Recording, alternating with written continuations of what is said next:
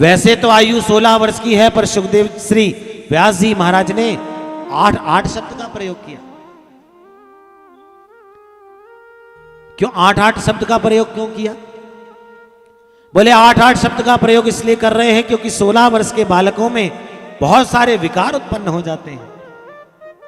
इसलिए मानो व्यास जी कहना चाहते हैं कि सुखदेव जी महाराज थे तो 16 वर्ष के, पर इनकी बुद्धि, इनका मन, इनका विचार बिल्कुल 8 वर्ष के बालक की भांति था।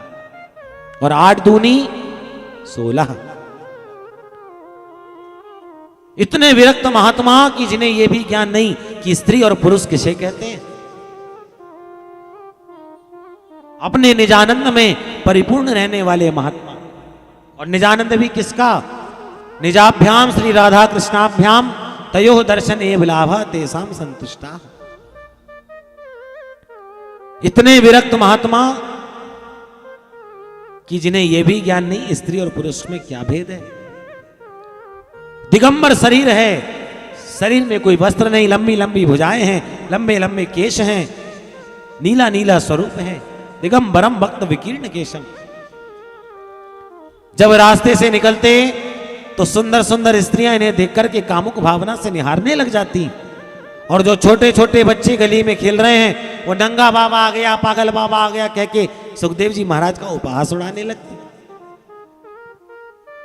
पर कौन हमारा सम्मान कर रहा है, कौन हमारा अपमान कर रहा है, इन सारी बातों को भूल करके सुखदेव जी महाराज स्वेच्छा से विचरण करते जा रहे हैं। निकल पड़े हैं गंगा के पावन तट की ओर। जैसे ही बड़े बड़े महात्माओं ने सुखदेव जी महाराज को आते देखा तो बड़े बड़े महात्माओं ने खड़े होकर के सबसे पहले सुखदेव जी महाराज को प्रणाम किया है। और प्रणाम किया, जब सारे महात्माओं को प्रणाम करते परीक्षित ने देखा तो समझ गया यह कोई साधारण पुरुष नहीं, असाधारण महात्मा है।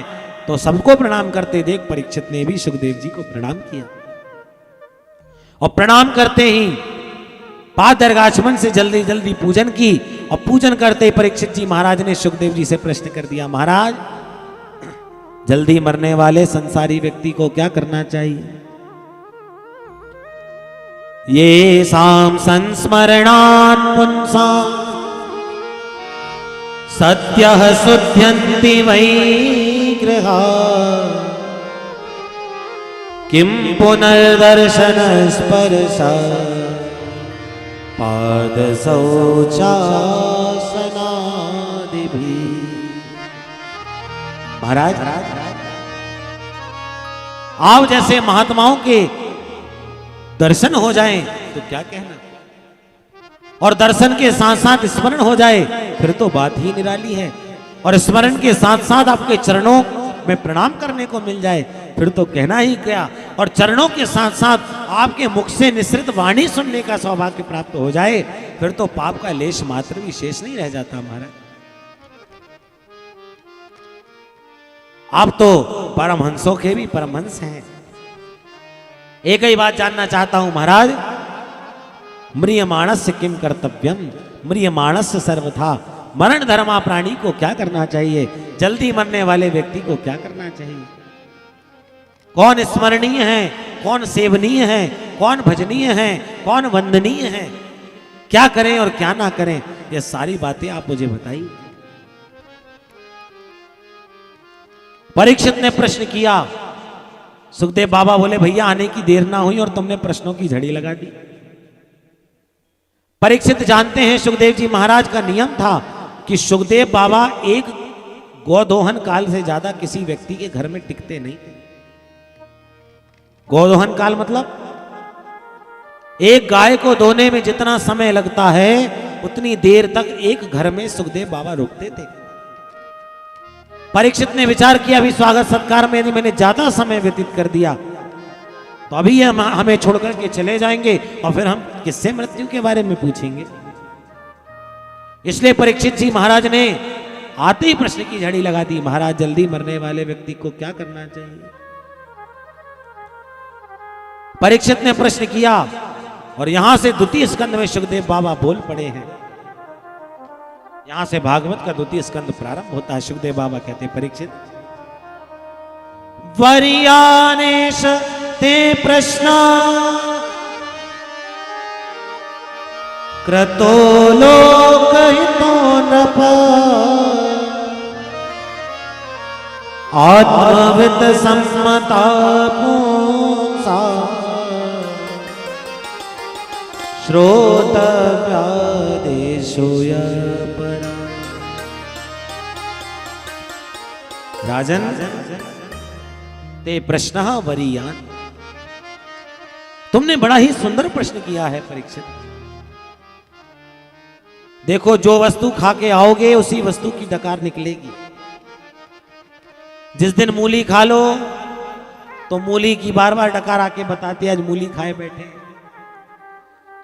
जिस दिन प्याज लहसुन खा लो उस दिन बार बार डकार निकलती है आज प्याज लहसुन खाए बैठे। तो सुखदेव जी महाराज इतने दिनों से ब्रह्मानंद की समाधि में परिनिष्ठित थे, तो आज जब परीक्षित के सामने बोलने के लिए मुंह खोला तो पहला शब्द वकार ही निकला। वर्यानेश ते प्रश्न।